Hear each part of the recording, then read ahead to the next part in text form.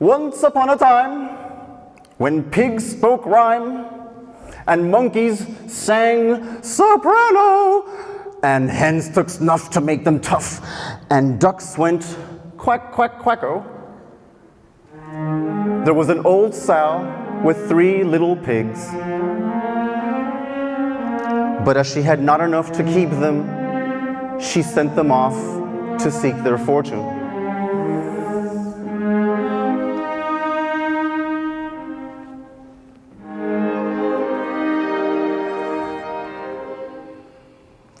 The first little pig met a man with a bundle of straw.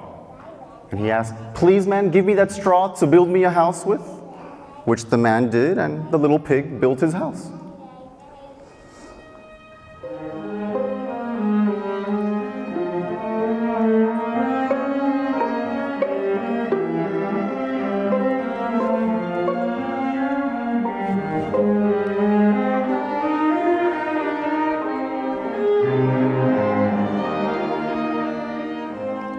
Presently along came a wolf, and he knocked on the door, and he said, little pig, let me come in." "No, not by the hair of my chinny chin chin." "Well, then I'll huff, and I'll puff, and I'll blow your house in." Well, the wolf huffed, and the wolf puffed, and he blew the house in, and he ate up the little pig.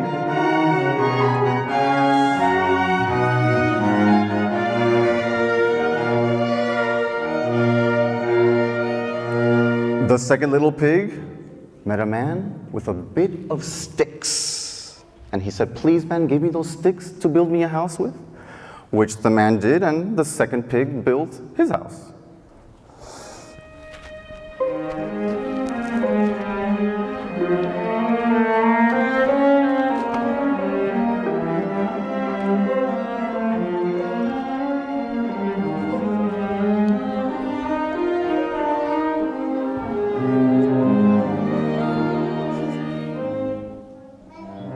Along came the wolf, and he knocked on the door again and said, little pig, let me come in."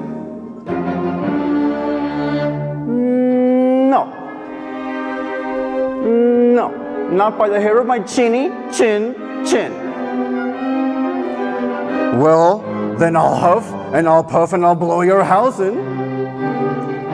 Well, the wolf huffed, and he puffed, and he huffed, and he puffed, and he huffed, and he puffed, and huffed, and huffed, and puffed, and finally blew the house in, and he ate up the little pig. The third pig met a man with a load of bricks, and he said, "Please, man, give me those bricks to build me a house with," which the man did, and the third pig built his house.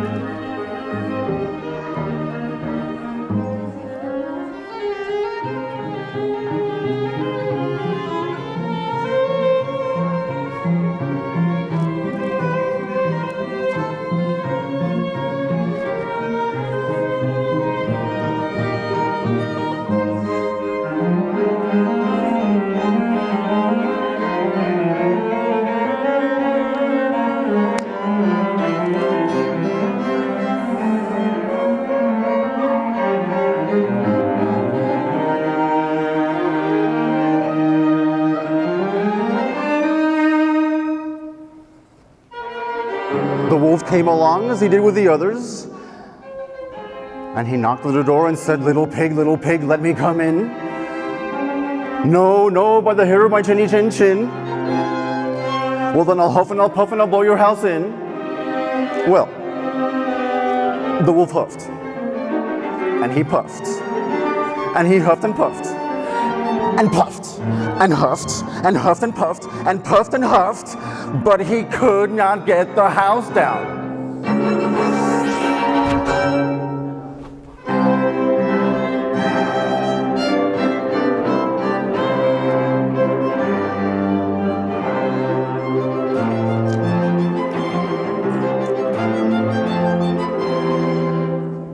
Well, the wolf was very angry at this indeed, but he thought that he would be up to the little pig somehow or other.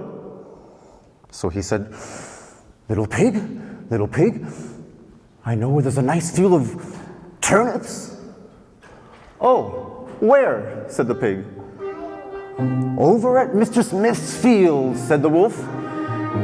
And if you will come with me in the morning, we'll get some together for dinner. Oh, okay. At what time did you mean to go?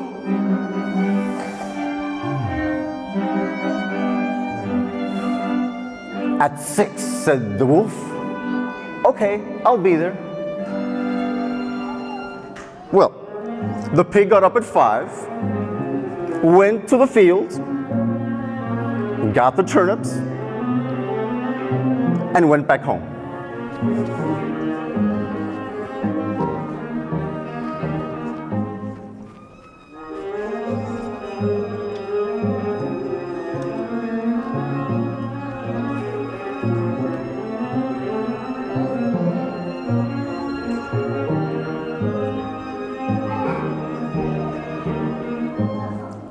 And when the wolf came at 6, he said, little pig, are you ready?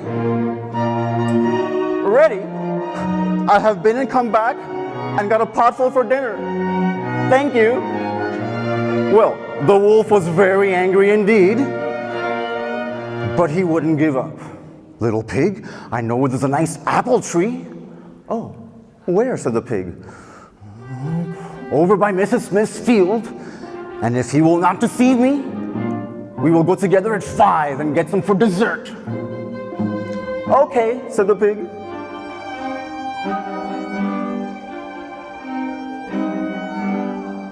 Well, the little pig got up at 4 and went off for the apples.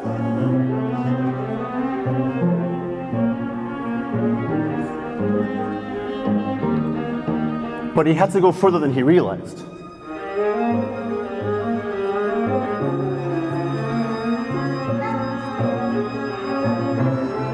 And had to climb up the tree to get the apples. So that just as he had some apples and was coming down, he saw the wolf coming, which, as you may suppose, frightened him very much. And just as the wolf came, he said, little pig, are you here already? Are they nice apples? Oh, yes, very. I will throw you down one. And he threw it so far that while the wolf was gone to pick it up, the pig jumped down and ran home. The next day, the wolf came back again and said, little pig, there's a fair at Shanklin this afternoon. Will you go?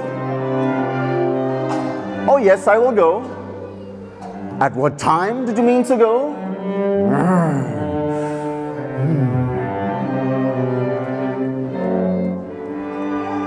At 3, said the wolf.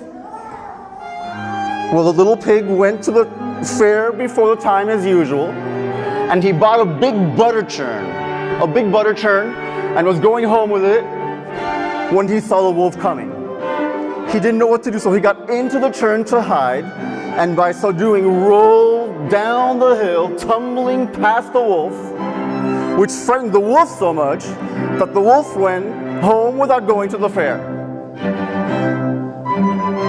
The next day the wolf came and said, little pig, I saw this great round thing that scared me so much. Ha! So I scared you then? I went to the fair yesterday and got a butter churn and rolled down the hill, so I scared you. Well, the wolf would have nothing of this and was determined that he would eat up the little pig somehow or other and that he would get down the chimney after him. When the little pig saw what he was about, he built a big pot of water, made a blazing fire,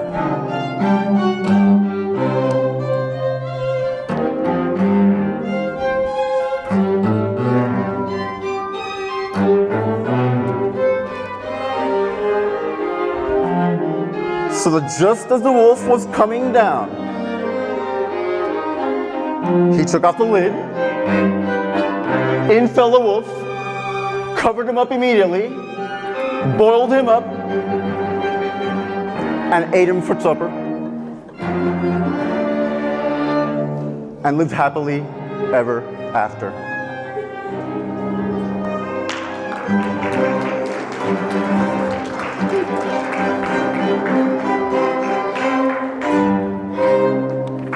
Thank you very much. Thank you.